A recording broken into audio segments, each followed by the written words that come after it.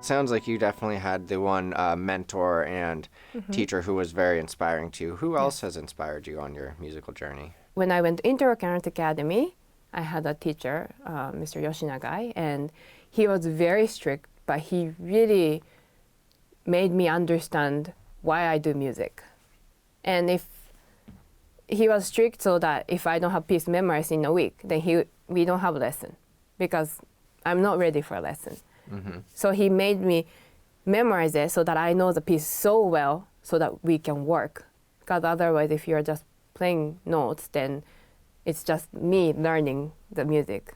He had to go more than that. And he really pushed me, but there I changed my, I changed whole this concept of music because I was exposed to more music from very different angles, having, being in a music school. You hear orchestra play, band play, different players play, singers, and also it's an art school, so you had visual arts, writing, dance, and so he was definitely a great teacher. And for my college years, my professor was strict, but he helped me find joy in music, and he helped me to make music.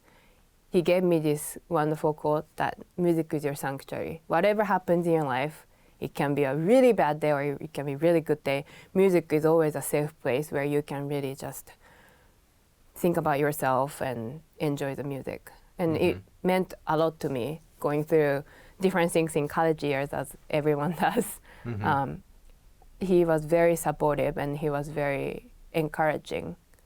Because in high school years, it was a great change, but it was difficult for me. And I said, maybe I'm not good enough to be doing music. Maybe I have to I love it, but I'm not good enough. That was my outcome from high school. But he really encouraged me, no, you do your best, and then you always can find a way to do music. You're at one of the best art schools in the nation, and you're still feeling that. What if I'm not good enough? I think everyone has that. Even maybe it's personality things too, but I also had a very talented friends who goes to these all big competitions and wins everything and plays concerts everywhere. And but I was young. That was my thinking, and now I'm a little bit older. I think that it's up to me to decide if I'm good enough. Yes, you have to be good enough so that you can work as a musician, but it shouldn't limit yourself from expressing yourself in music. You shouldn't tell yourself you're not good enough ever. What advice do you give people who do that? Because that's very common. Yes, it's very common. There's always things that you can improve, and there's always things that's good. If there's no good thing, then I think you'll know. But you have to find good things and then things that are not so great. Both sides, you have to see both sides, not just things that you cannot do. So let's continue on with your inspirational teachers. So when I get to graduate school, I had two mentors, Jonathan Feldman and Margot Garrett. And they're both very different, but they're both very nurturing, very encouraging, and very, very inspiring. Just hearing them play, you get inspired. And I think my lessons as a grad student, it wasn't always just going in and playing. We would talk about, as a clarinet pianist, you have to learn to do people skills where you have to be able to talk and communicate. And when you're playing music with somebody else, how do you agree on something? Maybe you have very different views and things like that. And of course, we did some technique where you have to play the left hand more for this kind of instrument, and you have to follow the singers and all that. But I think they are more, I would call them my mentors, where they didn't only teach the technical part of music, but the whole music world and beyond. I have to say that my husband inspires me because he's also a musician and he's a very accomplished musician. And I started clarinet piano because I wanted to play with him and I wanted to be good enough to play for him. And so he inspires me. He's hardworking and beautiful music, and he inspires me. And also when I teach or coach my students, they inspire me too because they always have questions that I would never ask myself.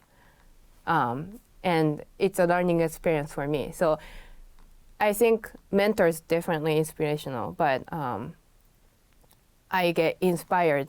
I'm fortunate to be inspired every day from different people. And my kids, they like to just bang on the piano and they ask questions that doesn't come to me. Just it has to come from a child. And so I think I'm very lucky that I get inspired by everyone around me. So are there people that you love listening to, that you have your students listen to? So recordings are a little bit different from live performance. And of course, if you have a chance to go hear great musicians live, I would say go there because you cannot experience the same thing from a recording. You just have to be there and really immerse yourself in music. But for recording, one suggestion I always make is not to listen to one recording over and over because then you start copying that recording and that's not your music, that's their music. So my suggestion is to listen to as many recordings as possible. You can have your favorite one, but you'll hear different things in each recording. And as far as my favorite pianist, I have favorite pianists for different composers. Like for Mozart, I like Mitsuko Uchida. And, you know, encore pieces of Horowitz is great. And I mean, there are so many, you know, Andrew Schiff is great with Beethoven, but it's just my personal preference.